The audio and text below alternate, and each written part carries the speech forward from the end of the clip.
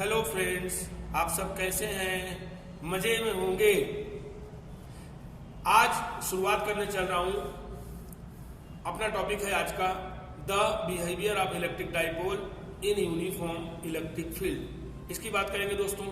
साथ में non uniform electric field की बात करेंगे, साथ में surface charge density, linear charge density, volume charge density की बात करेंगे और चार्ज डिस्ट्रीब्यूशन की बात करेंगे और यदि टाइम मिला दोस्तों तो कुछ प्रॉब्लम्स भी सॉल्व करेंगे। तो आइए शुरुआत करते हैं chapter number 1 the behaviour of electric dipole in uniform electric field. तो दोस्तों इसका फिगर इस तरह लेते हैं,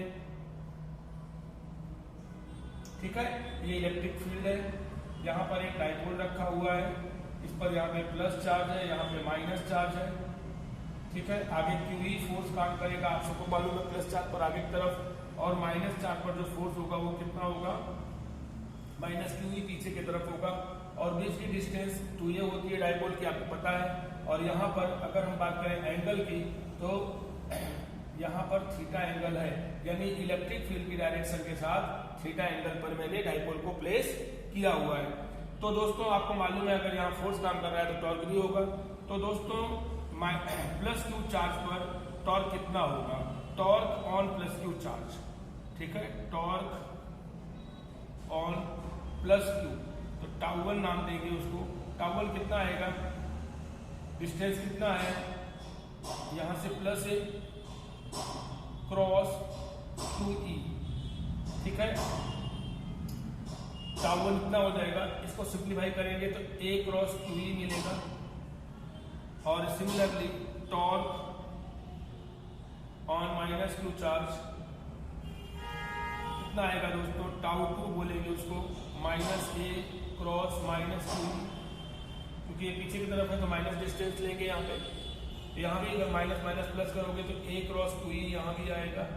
तो दोस्तों टोटल टॉर्क कितना आएगा, टाउ1 प्लस टाउ2 equal to a cross q plus a cross q equal to 2a cross q जितना फोर्स काम करेगा दोस्तों टॉर्क, ठीक है। ये 2a क्रॉस क्यू हो गया। अब इसको अगर मैं सिंप्लीफाई करूं दोस्तों तो Q स्केलर क्वांटिटी है तो आगे ले लेंगे 2a क्यू क्रॉस ई। अभी आपको मालूम है क्या होता है दोस्तों, ये क्या होता है, P क्रॉस ई। तो टाउ दोस्तों कितना मिला, P क्रॉस ई, ठीक है। इसको आप नोट कर लीजिए।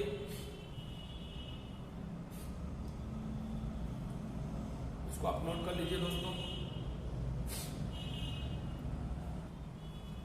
हमको मिला है tau equal to P cross e. इसको आप सिंप्लीफाई करोगे तो टाउ का जो मैग्नीट्यूड आएगा P ई साइन थीटा, ठीक है दोस्तों, P ई साइन थीटा। ये एक तरीका हो गया। अगर हम दूसरे मेथड की बात करें, ठीक है, तो दूसरे तरीके से कर सकते हैं। हम इस तरह बोलते हैं टॉर्क जो होता है, टॉर्क क्या होता है, R cross F, R cross F. Actual में इसको बोलते हैं कि दोनों फोर्स के बीच की डिस्टेंस कितना है दोस्तों, दोनों फोर्स के बीच की डिस्टेंस कितना है, यहाँ पे ऐसे बोल सकते हैं force into perpendicular distance, force into perpendicular distance, perpendicular distance between both force. तो दोस्तों एक लाइन में ही आ जाएगा फोर्स कितना है, क्यू ई है कि नहीं, डिस्टेंस कितना है, डिस्टेंस कितना है, यहाँ देखिए ये थीटा है तो ये भी थीटा होगा। अगर आप एक ट्रायंगल मिलाते हो यहाँ से यहाँ तक, ये थीटा है आपका, ठीक है। यहाँ से यहाँ तक मिलाते हो तो थीटा है आपका, ये थीटा है, ये 90 है। तो दोस्तों अगर ये थीटा है तो 2a है, तो ये साइड डिस्टेंस क्या आएगी, सामने वाली 2a, ये आपका थीटा है। तो ऐसी सिचुएशन में 2a डिस्टेंस आएगी दोस्तों। अब ऐसी सिचुएशन में अगर हम देखने जाएं तो इसके बगल वाला साइड क्या होगा, 2a cos, सामने वाला साइड क्या होगा, 2a sin। तो इन दोनों फोर्स के बीच की परपेंडिकुलर डिस्टेंस लिखा जाए तो कितना है, 2a साइन है। कितना है दोस्तों, 2a साइन। ठीक है, तो यहाँ पर टाउ, मैं मैग्नीट्यूड की बात कर रहा हूँ, यहाँ पे मैंने मैग्नीट्यूड की बात की है, ध्यान रखना। तो कितना आएगा दोस्तों, 2aq into 2aq into e sine theta. तो दोस्तों क्या हो जाएगा, p साइन थीटा। तो दोस्तों इस तरह भी ये फार्मूला डिराइव कर सकते हैं। ठीक है, यहाँ पे थीटा लेकर के। अब आपको ये दो तरीका सिखा दिया, दोनों तरीके से डेरिवेशन आप कर सकते हैं। सवाल ये होता है कि अगर टॉर्क आ रहा है, अगर क्या आ रहा है दोस्तों, टॉर्क, अगर टॉर्क आ रहा है तो बॉडी या सिस्टम रोटेट करेगा। तो आपको याद रखना है कि जब इलेक्ट्रिक डाइपोल को किसी यूनिफॉर्म फील्ड में रखते हैं तो डाइपोल क्या करता है, रोटेशनल मोशन परफॉर्म करता है। कब तक करेगा, जब तक वो ओरिजिनल इलेक्ट्रिक फील्ड की डायरेक्शन में नहीं आ जाएगा। ठीक है, एक बात ये क्लियर हो गई।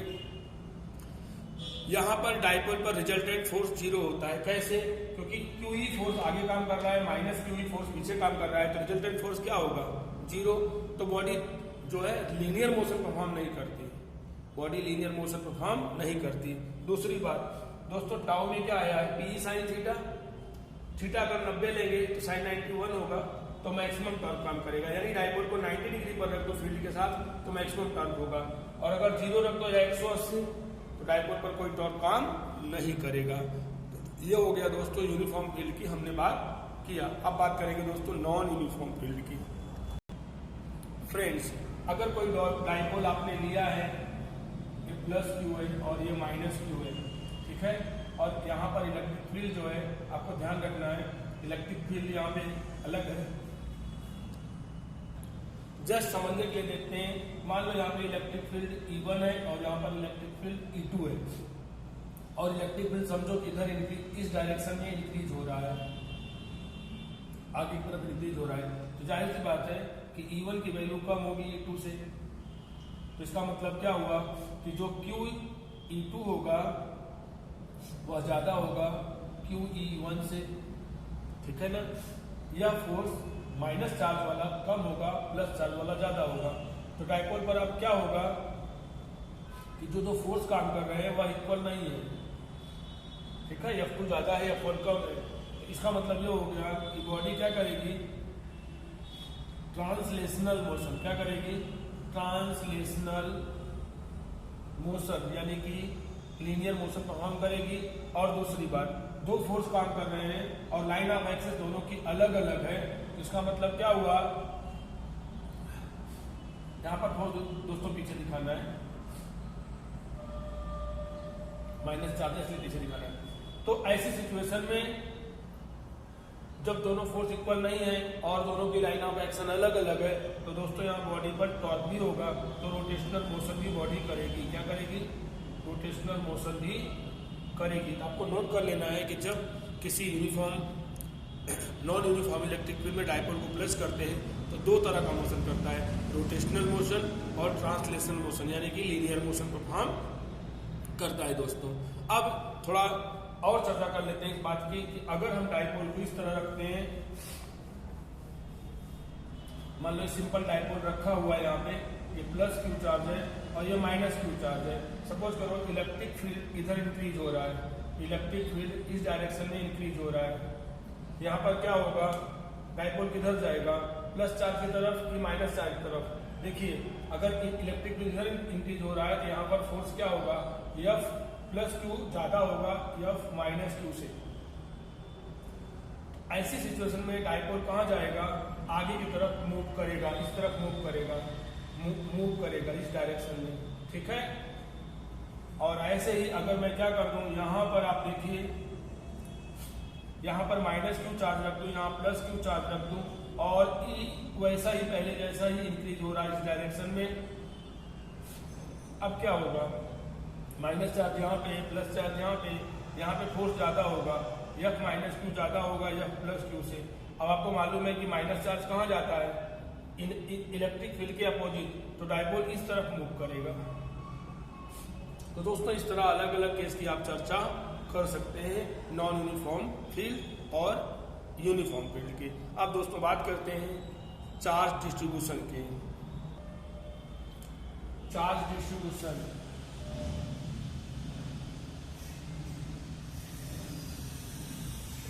तीन तरह का होता है, लीनियर, सरफेस, बायलूम। तीन तरह से चार्ज डिस्ट्रीब्यूशन होता है दोस्तों, linear charge distribution, surface charge distribution और बायलूम चार्ज डिस्ट्रीब्यूशन। तो सबसे पहले हम बात करेंगे दोस्तों लीनियर चार्ज डिस्ट्रीब्यूशन की। ठीक है, linear charge distribution.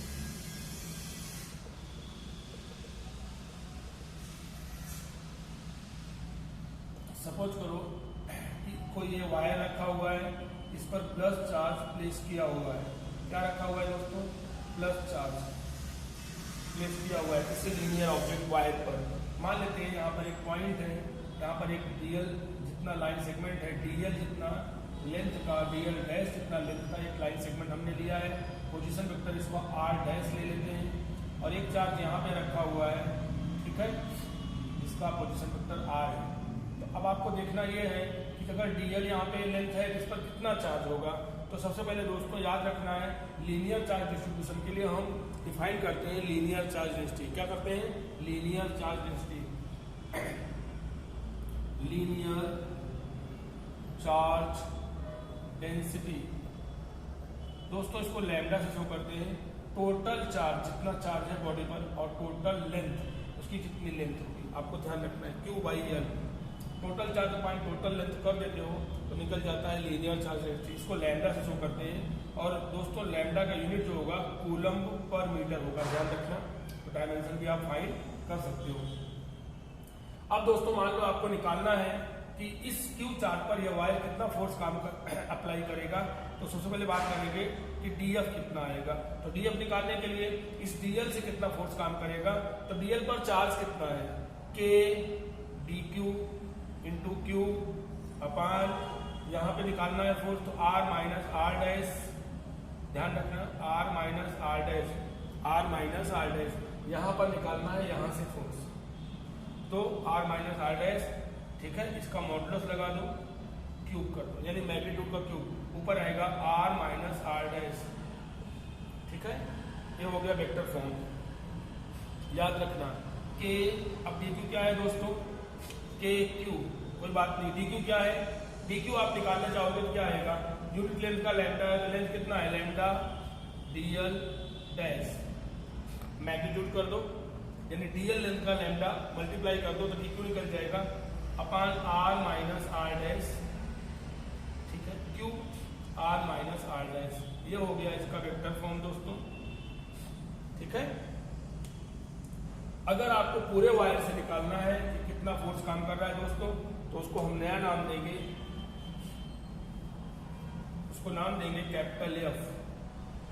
Capital F कितना आएगा, integration DF, total length of the wire, तो इंटीग्रेशन DF कितना आएगा यहाँ से, K Q lambda DL dash. ठीक है, अपान R minus R dash cube R minus R dash.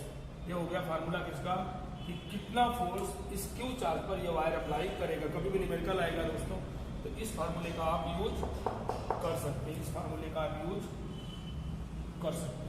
ठीक है, अब बात करते हैं दोस्तों सरफेस चार्ज डेंसिटी की। सपोज कर लेते हैं कि कोई सरफेस इस तरह रखी गई है, इसका एक छोटा सा एलिमेंट है DA। ठीक है, टोटल सरफेस जो है, आप पूरे एरिया को आप यस लिख सकते हो, कोई इशू नहीं है। छोटा सा हमने DA लिया है, यहाँ से इसका जो पोजीशन वेक्टर है वो R डैश है और यहाँ पर सपोज करो Q चार्ज रखा हुआ है जिसका पोजीशन वेक्टर R है। मुझे निकालना है इस पूरी सरफेस से इस Q चार्ज पर कितना फोर्स काम कर रहा है। तो पहले हम बात करेंगे दोस्तों सरफेस चार्ज डेंसिटी की। सरफेस चार्ज डेंसिटी, उसको दोस्तों आपको याद रखना है सिग्मा से शो करते हैं। सिग्मा क्या आएगा, total charge upon total surface area. Total surface area अगर हम लेते हैं तो उसको ए से दिखा सकते हैं, यस से दिखा सकते हैं। ठीक है, total charge upon total surface area, आप यस भी यहाँ पे लिख सकते हैं, कोई इशू बनने वाला नहीं है। ठीक है, तो ऐसे सिचुएशन में सिग्मा का यूनिट क्या आएगा, कूलम पर मीटर स्क्वायर। ठीक है, आगे बात करते हैं कि डीएफ कितना आएगा। डीएफ मतलब इस छोटे से एलिमेंट पर, इस क्यू चार्ज पर कितना फोर्स काम करेगा। तो जैसे पहले मैंने दिखाया उसी तरह से के क्यू, यहाँ पे डी क्यू आएगा upon are minus are dash Q, are minus are dash. यहाँ दोस्तों मैग्नीट्यूड लगाना जरूरी है क्योंकि नीचे हमको डिस्टेंस लेना होता है, वो डिस्टेंस इस तरह से आएगी। तो दोस्तों यहाँ पर डीएफ अगर निकालने जाओ तो डीएफ कितना आएगा, के क्यू। अब डी क्यू कितना आएगा, सिग्मा, यूनिट एरिया का चार्ज कितना है, सिग्मा, और एरिया हमने कितना लिया है, डी ए। ठीक है, डी ए, यहाँ पे मैग्नीट्यूड लगा दो upon are minus are dash Q, are minus are dash. ठीक है, ये दोस्तों हो गया डीएफ। अगर टोटल फोर्स निकालना हो तो क्या करेंगे, इसी का इंटीग्रेशन कर देंगे। तो एफ क्या आएगा, integration total surface area, total surface area into d F. यहाँ पे फाइनली कितना लिखेंगे, के क्यू। ठीक है, sigma D A magnitude upon are minus are dash Q, are minus are dash. ठीक है, ये हो गया दोस्तों total force on the charge by the total surface. अब बात करते हैं दोस्तों volume charge, volume charge distribution.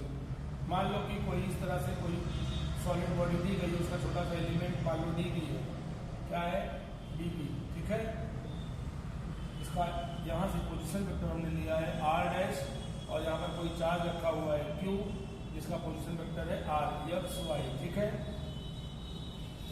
तो इसमें बात करेंगे दोस्तों पहले volume charge distribution, volume charge density. ठीक है, तो डीबी कितना आएगा, इसको रो से दिखाते हैं दोस्तों। तो रो कितना आएगा, total charge upon total volume, ध्यान रखना total charge upon total volume.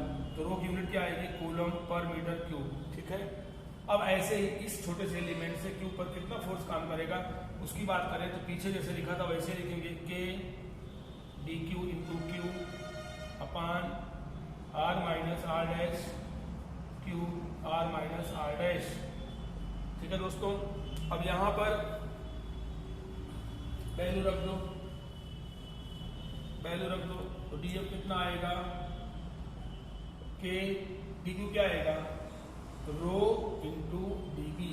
अब दोस्तों यहाँ पर देख लेना मैग्नीट्यूड नहीं लगाना है, वेक्टर नहीं लगाना है, क्योंकि वॉल्यूम क्या होती है, स्केलर क्वांटिटी होती है। ठीक है, और यहाँ पे आएगा Q upon are minus are dash, R minus are dash. ठीक है, एफ कितना आएगा दोस्तों, इंटीग्रेशन कर दीजिए टोटल वॉल्यूम, यहाँ लिख देना है टोटल वॉल्यूम के लिए integration, K Q rho d B upon are minus are dash Q, are minus are dash. ये दोस्तों हो गया फाइनल फार्मूला किसके लिए, सॉलिड बॉडी से। किसी सॉलिड बॉडी से किसी पॉइंट लाइक चार्ज पर कितना फोर्स काम करेगा, ये फार्मूला आपको अप्लाई कर देना है। एक दोस्तों क्वेश्चन लेते हैं, एक हमको सर्कल दिया हुआ है, ठीक है, और इस पर चार्ज डेंसिटी दिया हुआ है lambda equal to lambda 0 cos square theta. ये चार्ज डेंसिटी दी गई है दोस्तों, और सर्कल की जो रेडियस है वो स्मॉल ए दिया हुआ है। बताना है टोटल चार्ज कितना इस पर होगा। तो सिंपल फॉर्मूला है, टोटल चार्ज निकालने के लिए क्या करते हैं, इंटीग्रेशन जो मैंने सिखाया पीछे, यहाँ आएगा डी क्यू। अब डी क्यू कितना आएगा, अगर डी क्यू देखने जाओ तो डी क्यू कितना आएगा, डी क्यू आएगा, मान लेते हैं कि यहाँ पर डी थीटा एंगल से यहाँ पर जो आर्क की लेंथ बन रही है वो ए डी थीटा होगी। जो एंगल डी थीटा है इससे जो आर्क सब्सटेंड होगा वो कितना होगा, ए डी थीटा। इतना आर्क पर कितना चार्ज होगा, अगर हम बात करें तो आएगा A D theta into lambda. D Q value ये आएगी। टोटल चार्ज निकालना है तो लिमिट लेना पड़ेगा। लिमिट कहां से लेंगे, अगर इस तरह कर रहे हैं डी थीटा का इतना हुआ तो ऐसे करके जाएंगे तो 0 से लेकर के 2 पाई हो जाएगा, 0 to 2 पाई। तो दोस्तों यहाँ पर ए बाहर कर लीजिए, कांस्टेंट है 0 to 2 पाई, और लैम्डा आपका आएगा lambda 0 cos square theta into D theta. तो दोस्तों ए लैम्डा 0 बाहर करेंगे तो इंटीग्रेशन आएगा 0 to 2 pi cos square theta D theta. इसको अगर आप सॉल्व करने जाओगे दोस्तों, मैथ अप्लाई करोगे, हालांकि फिजिक्स में ऐसा क्वेश्चन आएगा तो आपको हिंट्स दिया रहेगा, आप इसको सॉल्व कर सकते हैं। ठीक है, मैं बता दे रहा हूँ साइड से, cos 2 theta equal to 2 cos square theta minus 1 formula लगाएंगे, तो यहाँ से इसको रिप्लेस करेंगे तो cos स्क्वायर थीटा आएगा यहाँ से 1 minus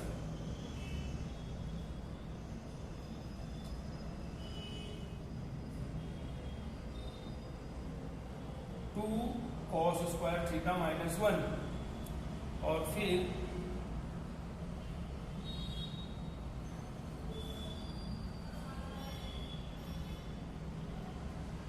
cos square theta equal to आएगा 1 प्लस cos 2 थीटा, तो cos स्क्वायर थीटा आएगा 1 प्लस cos 2 थीटा अपॉन 2, इतना आएगा।